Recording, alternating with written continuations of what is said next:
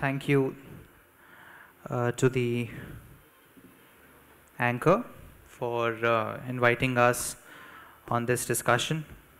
So the topic is very interesting and relates to, again, word to word relates to the theme of the event, which is the path to $1 trillion economy, relevance of green, inclusive and resilient cities.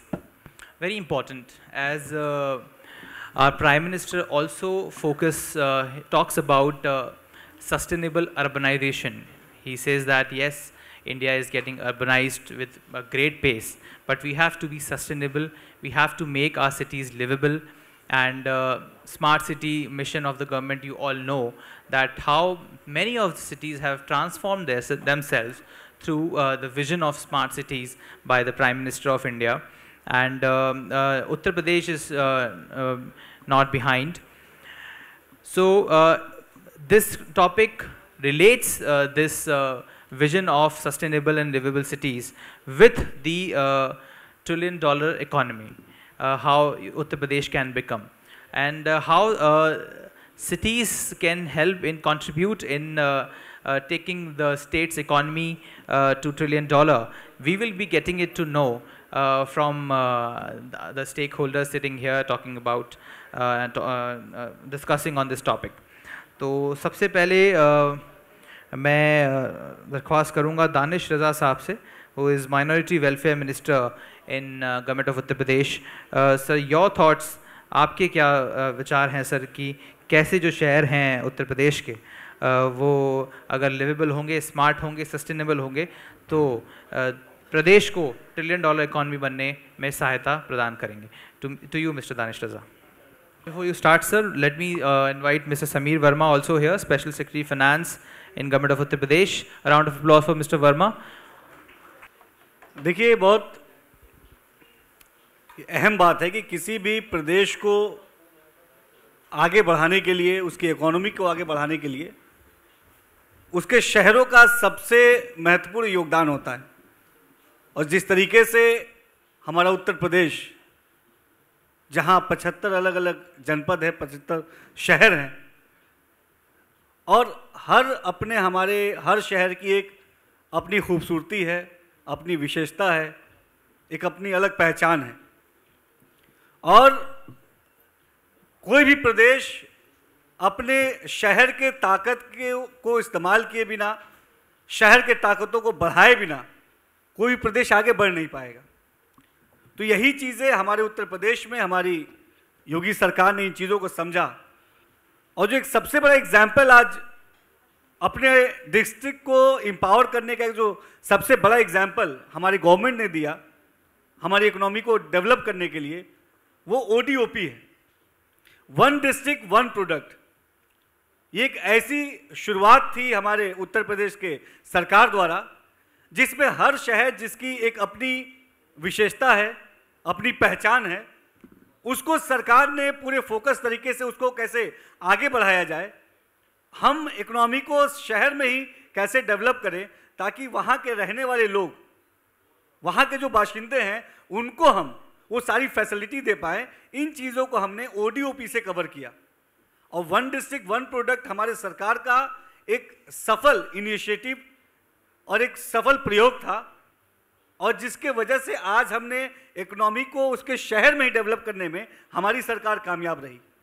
आज आप देख सकते हैं कि अगर हम उत्तर प्रदेश का कोई भी डिस्ट्रिक्ट उठाएं, मुरादाबाद से लेके बलिया तक, या फिर हम चित्रकूट से लेके कोई भी डिस्ट्रिक्ट गोरखपुर तक, आप लखनऊ जहां हम बैठे हैं वहां चिकन का कारोबार होता है, हम आजमगढ़ में ब्लैक पॉटरी का काम करते हैं, हम मुरादाबाद में ब्रास पीतल का काम करते हैं, भदोही में कालीन का काम होता है.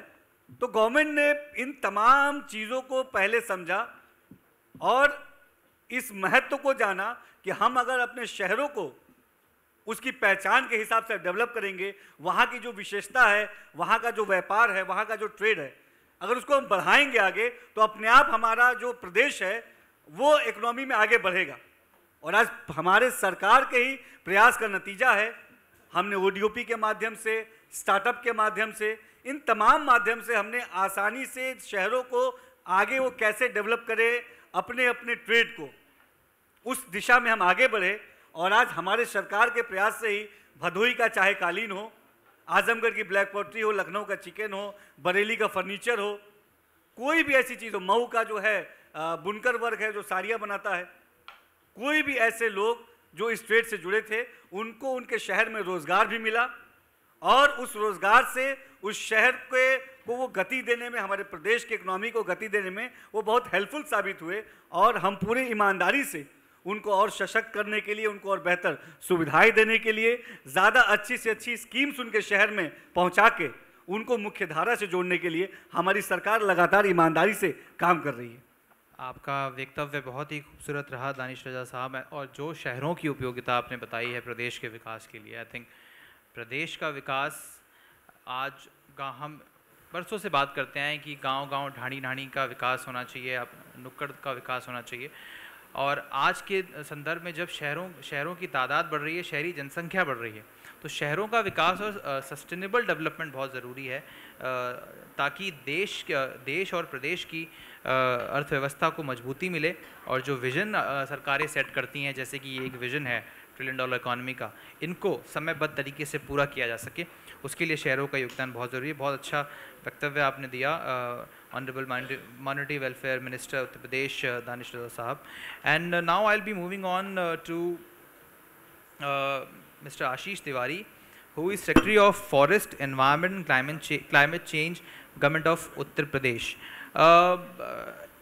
Filhal, we have seen that in Egypt, the world is gathering and discussing climate change. Our Prime Minister, not only our Prime Minister, across the world leaders are very much worried about climate change. And when we talk of development, climate change can one of the outcomes of development. But how we can sustain with climate change, protecting the climate change as well as accelerating the development. What are your thoughts, Mr. Tiwari, and what are you doing in Uttar Pradesh regarding that? Yeah, thank you, Manni Mantri ji. You have rightly said that development is responsible for climate change, but I am proudly want to submit before the House that greenhouse gas emissions of our state is very low. I'll put some figures before you, like greenhouse gas emission per capita. Global average is 6.34 tons of carbon dioxide equivalent, whereas our country has 2.34 and our state has only 1.36 tons of carbon dioxide equivalent, meaning thereby one person emits on an average about 1.34 tons of carbon dioxide equivalent, which is probably lowest in the world. This is for our Uttar Pradesh. So I want to say that we are the victims of climate change. The kind of discussion which is going on Sharma Sheikh, we also participated with our Chief Secretary and our Environment Minister. We also participated virtually, and the event was based upon the localization of climate action. Actually, what is being discussed in Sharma Sheikh is a kind of a pledge, is kind of an agreement, but ultimately the climate change has to be implemented in the ground level, at the ground level. And UP is not a state, but sixth largest country in the world. Its population is about 24 million. So we have 58,000 gram panchayats in UP. We have over 750 urban local bodies in UP. And once upon a time, one district of UP, which was Mirzapur, was bigger than, I think, one state of our country. So I'll come down to the climate action in city. However, we are low in greenhouse gas emissions, but how we can contribute to $1 trillion economy by way of sustainable development, I'll tell you a panchamrit for that. One is, our cities should have a conducive atmosphere for lifestyle, for environment. See, if I am a Lucknowite, if I want to live, I want to lead a lifestyle which is environment friendly, then I must have more of a cycle tracks, more of a pedestrian pathways in our city, a very good public transport system, which is e-mobility based. I'm just trying to tell you the bucket list, what I should have in the city. Secondly, you will, I think in the previous session it was mentioned that because of heat wave, the wheat production went down. There are so many heat islands in the city itself. The temperature of X area is much more than temperature of an area which is just besides a park. So there are heat islands. Energy efficiency is a field which our city should adopt.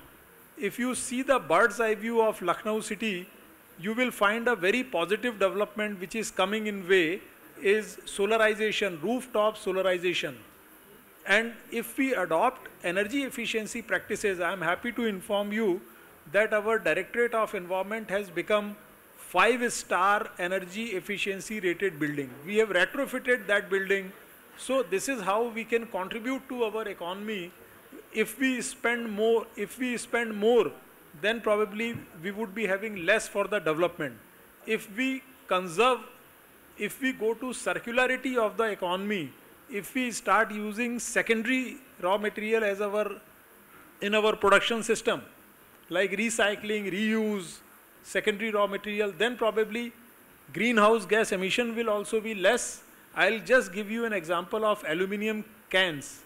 The can in which the soft drink is sold, if it is produced from a bauxite virgin ore, then greenhouse gas emissions will be very high.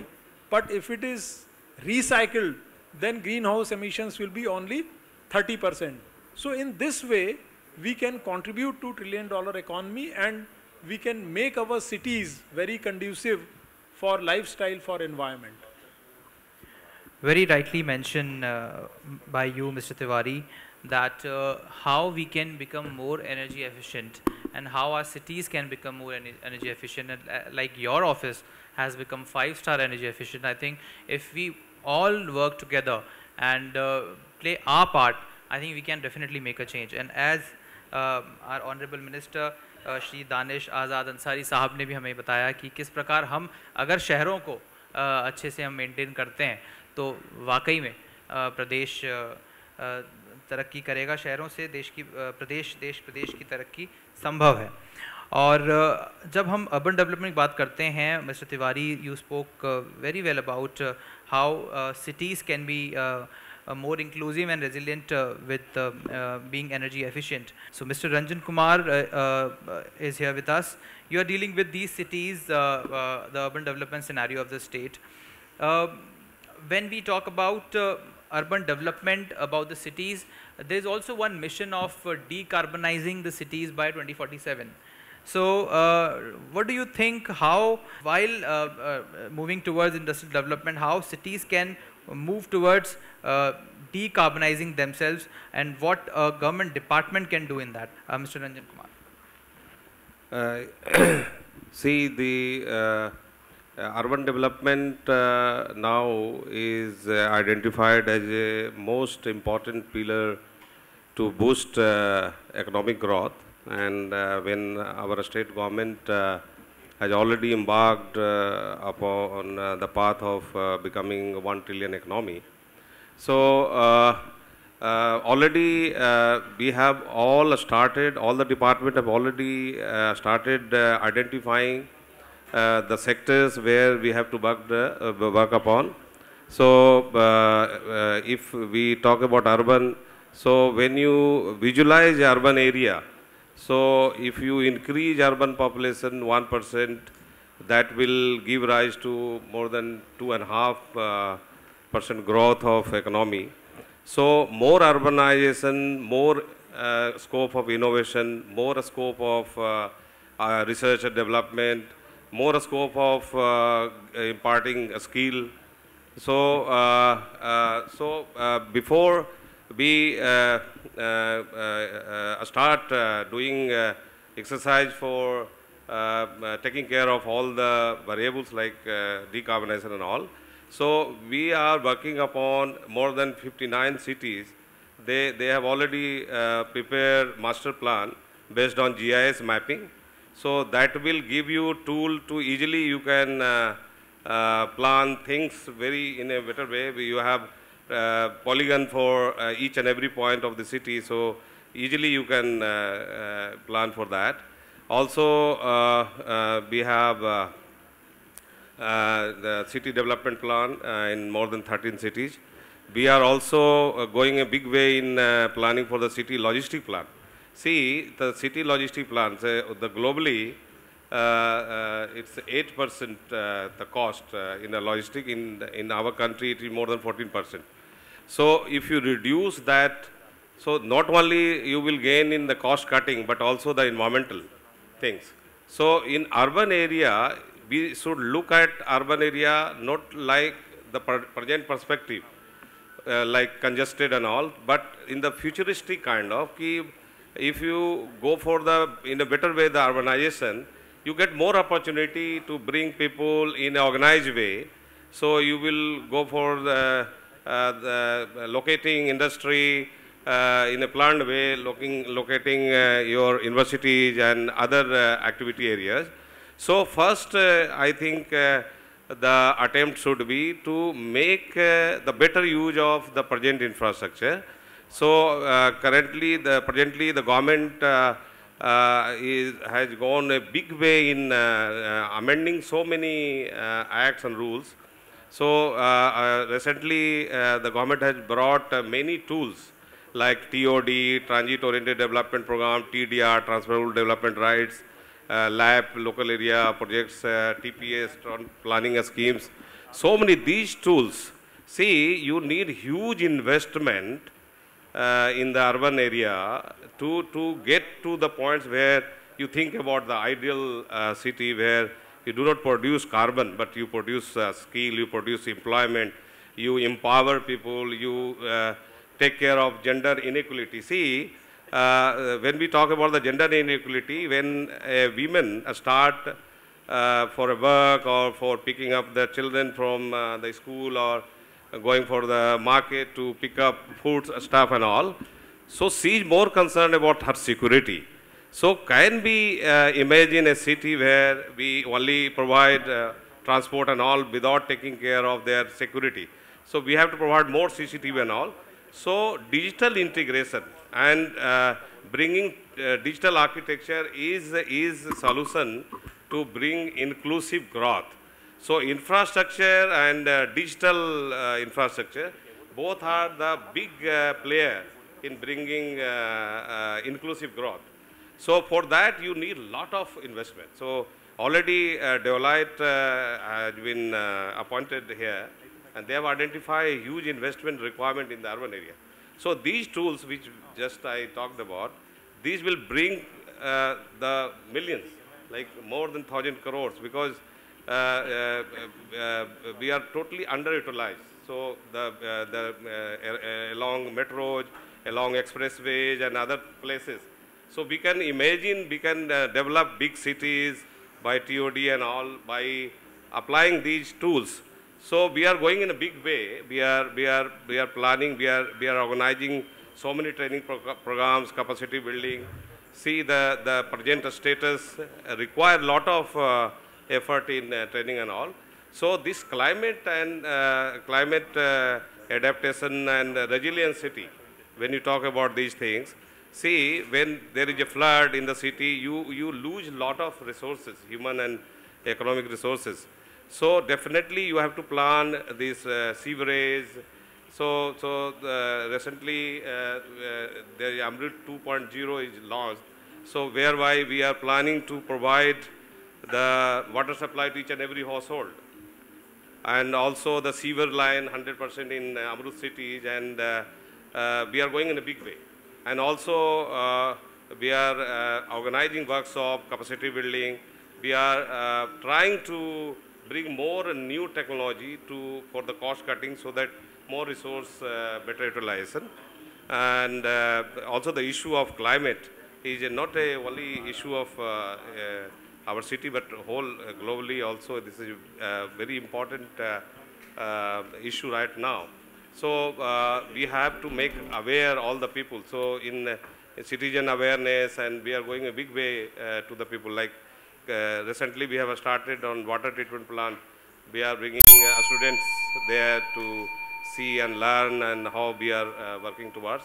So overall, urban sector, we have identified a big way in urban planning and reform in administration and how to bring money, funding, urban funding.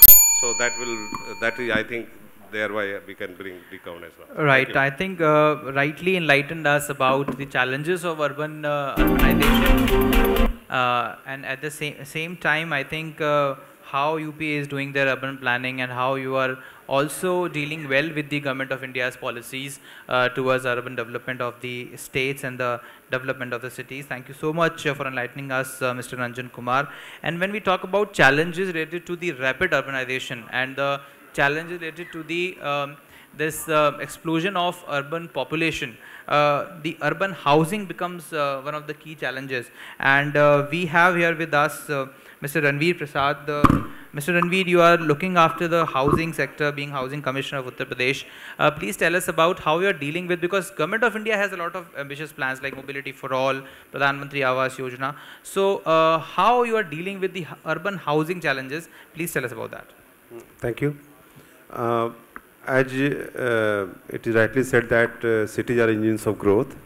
So current level of urbanization of UP has to go up to achieve this dream of $1 trillion economy. Roughly 3 to 4 crores of people have to be added to this urban population. For that we need new cities and also augmentation of facilities in the existing cities. We are approaching this problem with a multi-pronged approach. One, to encourage private sector participation. We are revamping our integrated township policy, in which 25 acre and more than that townships can be brought by private sector, and we are offering various incentives and facilitation to the private sector to aggregate land. And we are, apart from that, our development authorities and Awas Vikas Parshad will develop new cities also. For that, various innovative strategies for land acquisition are being pursued, for example, land pooling. And then to achieve master plan implementation, we are also bringing town planning scheme. Separate act is being drafted, in which regional planning as well as town planning scheme as well as local area plan, which will be introduced. Then there is also, we have noticed that our cities are developing into a sprawl. They are, and that is also putting pressure on urban authorities to provide infrastructure. So we are going to promote densification of existing areas. TOD is one such step in which along metro lines and other important roads, we will allow higher FSI. And we have asked all our development authorities to identify areas which have adequate infrastructure where higher FSI can be promoted. There is an estimate that around 27 lakh housing units will be required, and that too in middle income category. There is also a kind of dilemma that several housing units built by the development authority as well as private sectors are not getting any buyers. So we are also trying to undertake a demand survey, more realistic demand survey, in which we will match the demand from the right segment of the people with the right kind of supply. Thank you. Thank you so much, Mr. Ranveer Prasad. And now we'll be moving on to Mr. Sameer Verma. Mr. Ranjan Kumar talked about financing to the cities, how there can be more investment to the cities so that there can be more urban development in the state. So Mr. Verma, you are Special Secretary of Finance in Government of Uttar Pradesh. Can you tell us something more about financing and these possibilities in the urban development sector?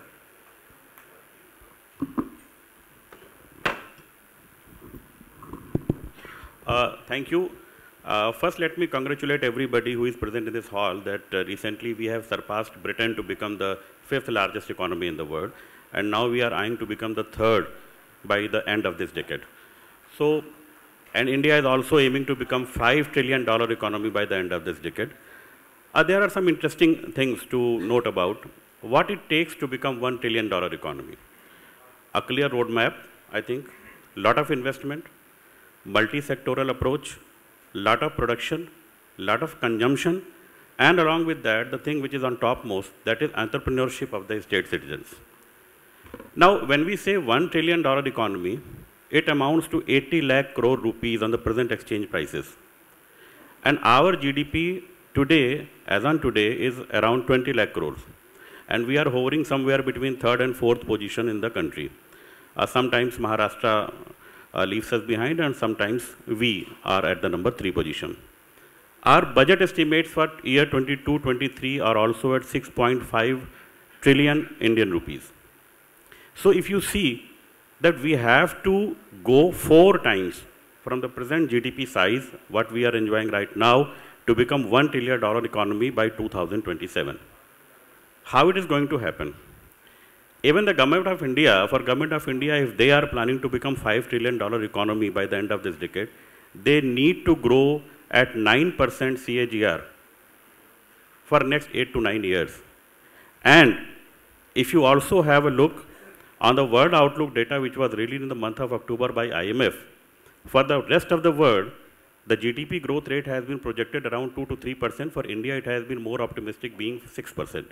So on the conservative side, and given the geopolitical situation of the whole world, where there are clear-cut pressures on the energy and the food, and the pressure on the public pocket, so this plan is a highly ambitious plan, and for that we have to work tooth and nail. For UP to become $1 trillion economy in the next 5 years, we are required to grow at the rate of 30 to 35%, where we are standing right now. And all the sectors, including agriculture and manufacturing, we have to grow by 2 to 5 times in the years to come. Like my predecessor, Mr. Ashish Tiwari, he was also throwing some light on the decarbonization, the climate changes. Let me add here that power sector, manufacturing and agriculture, these 3 sectors itself are responsible for more than 80% of carbon emissions. And that is the data that was pre-pandemic. And to make our airs cleaner, we would require around 12 trillion Indian rupees for investment by 2047. And these 3 sectors which I am naming, they are politically inconvenient sectors also. So when you will be having pressure on all these 3 sectors, and these 3 sectors are the key sectors which will lead us to $1 trillion economy in next 5 years. So it's a very ambitious plan, and we have to work tirelessly to achieve that goal. As far as the budget size is concerned, right now if we are a GDP of 20 lakh crore and with our budget size of 6.5 lakh crore, it is roughly 1/3 to the GDP size. Normally it is calculated in the terms of the tax revenue to the GDP ratio. The tax revenue to the GDP ratio as per the World Bank target, it should be at least 15%. If your tax revenue is about 15%, it means you are having enough surplus for your infrastructural project and for your development. Even the CBDT, they are eyeing to become 20% of the tax revenue by next 10 years.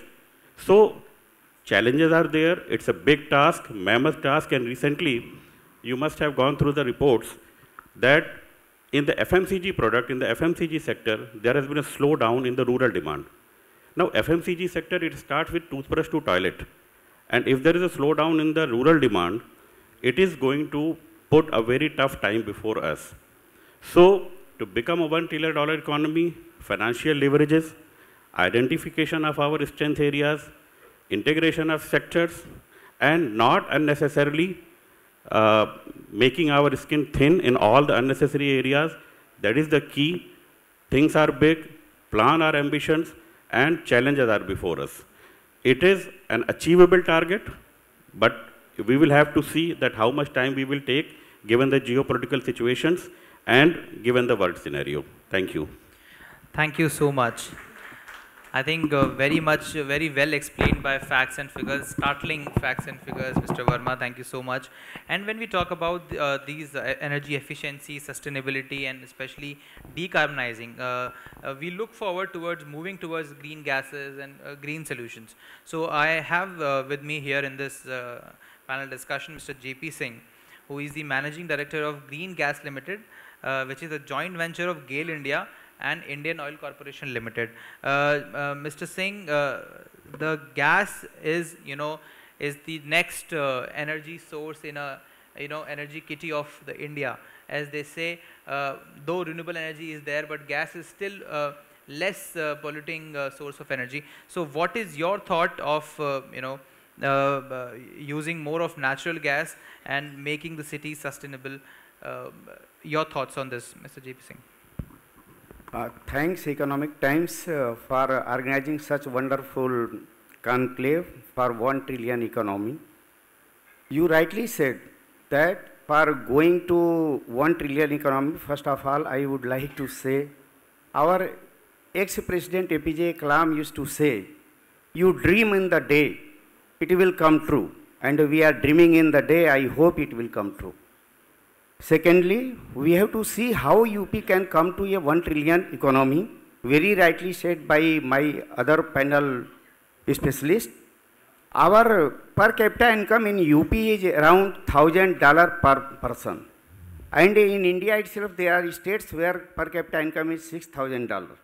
So even if we increase the income of our people by 4 times, only 4,000, and we are in average, then we can reach to $1 trillion. There is nothing, it is a mamat kam, I don't feel so.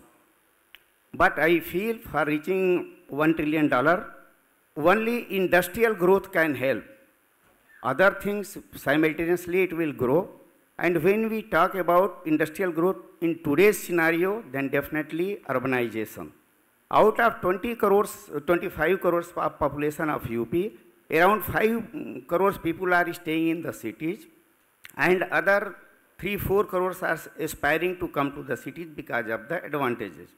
Once people migrate from villages to the cities, then definitely there will be burden on the cities, there will be vehicles, there will be energy requirement, and indirectly Tiwari Sahab has already told that it will lead to the pollution. When pollution increases, then endangering the future generations and change in environment. How gas can help? Our Prime Minister very rightly has said that the energy basket in our country of natural gas at present 6.5%, it must grow to 15%. And most of the central government ministry, Government of India Petroleum Natural Gas, they are trying that we should try to increase our gas share to 15%. In the cities, let clean fuel like CNG is promoted. With CNG, there are ethanol, there are electric vehicles, there are coming technology which should be utilized. How this CNG can be more competitive to the other liquid fuel? Ultimately, economics will drive the growth. We cannot say if CNG grows to 150 rupees kg, people will use it. It has to be competitive.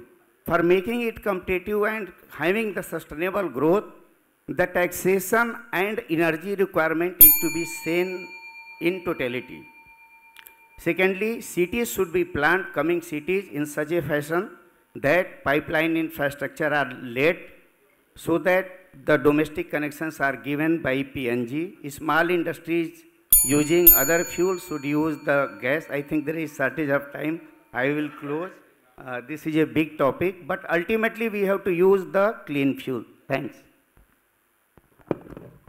Thank you so much, Mr. JP Singh. I think because of shortage of time, we are not able to discuss this very significant topic, a broad topic in length. But yes, your thoughts have been very important, and we all understand that natural gas is still one of the most important and less pollutant solutions of energy, and this can bring a big change in urban scenario of the state and the country. अंततः बातें बहुत हैं, सवाल बहुत हैं, आपके जहन में भी होंगे, मेरे जहन में भी हैं, लेकिन समय हमारे थोड़ा साथ नहीं है, समय थोड़ा तेज़ गति से दौड़ रहा है और we'll have to wrap it up here. अंततः मैं आग्रह करूँगा जनाब दानिश आज़ाद अंसारी साहब से our Minority Welfare Minister of Uttar Pradesh, kindly summarize, sum up और closing remarks प्रदान करने की कृपा करें. जी बहुत शुक्रिया. तो हम सब इसी कंक्लूजन पे हैं कि हम कैसे इस डिस्कशन पे हैं कि अपने इकोनॉमी को और मजबूत बनाएं और बेहतर बनाएं और तेज़ी से आगे ले जाएं. और हम सब ने देखा कि अलग अलग सेक्टर्स में हमने डिस्कस किया कैसे बेहतर काम हम कर सकते हैं, कितने अच्छे तरीके से वर्तमान में हमारे उत्तर प्रदेश में हमारी योगी सरकार काम कर रही है. निश्चित तौर पे हमारा लक्ष्य, इस लक्ष्य की तरफ बढ़ने की हमारी जो दृढ़ इच्छा और पूरी ईमानदारी से अपने दृढ़ इच्छा के जो इच्छा है हमारी, उसके प्रति हम ईमानदारी से लगन से जो अपना काम कर रहे हैं, यही वो मूल मंत्र है जो हमें आगे बढ़ने में पूरी सार्थक तरीके से हमारी मदद कर रहा है.